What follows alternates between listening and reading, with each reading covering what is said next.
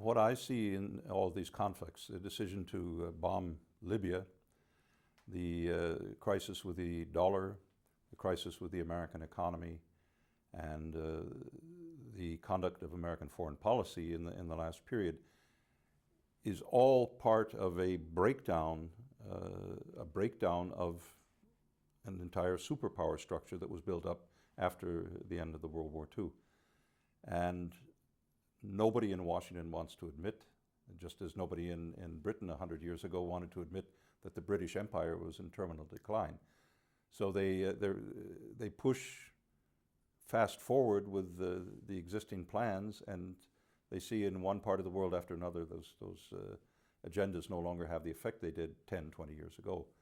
But very definitely all of this is related to the attempt to keep this sole superpower not only intact, but to spread its influence over the rest of the planet. And that, not surprisingly, much of the world is not too eager to see that.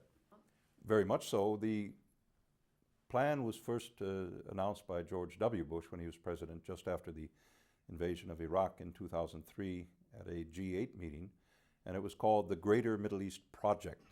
And that project, they published a map of what they had in mind, was the control and the democratization, as they call it, of the entire Islamic world from Afghanistan, Pakistan, down through Iran, Syria, the Persian Gulf area, the oil-producing states there, and across North Africa all the way to Morocco.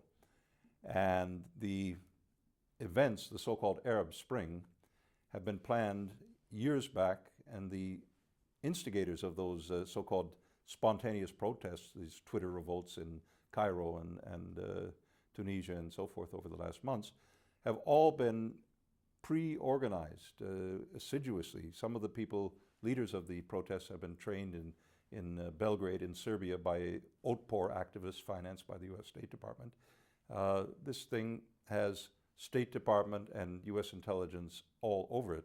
Militarily, in places such as Libya or South Sudan, now the so-called Republic of South Sudan, to militarize those oil sources that are directly strategic to China's future economic growth.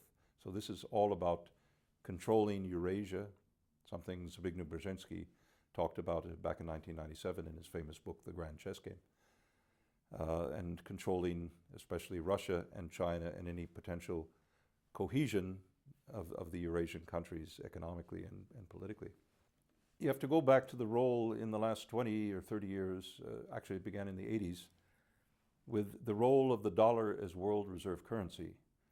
What that means, to strip away all the complicated economic jargon, is world trade, central banks in China or Japan or Russia, and so they have to have dollars because other nations only accept dollars as the universal currency.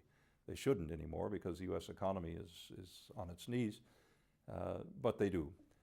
And China has an enormous trade surplus. Walmart is essentially an outpost of Chinese manufacturing in America today. So the 300 billion plus of surplus dollars that the Central Bank of China amasses every year, what do you do with that? Well, there's few markets big enough to invest in. Supposedly they could buy gold for their central bank reserves, which they are doing, by the way. But the only place they can invest it, as they see it right now, or until very recently, is either in dollars or in the euro. They've got something like $3 trillion of US dollar treasury bonds or bills as their reserves today. So in effect, the US would not be able to finance the deficits that they're running to wage those wars in Afghanistan or wage those wars in Iraq or in Libya, unless the Chinese were buying US Treasury bonds. So ironically, the Chinese are financing wars directly directed against Chinese national interests for energy security.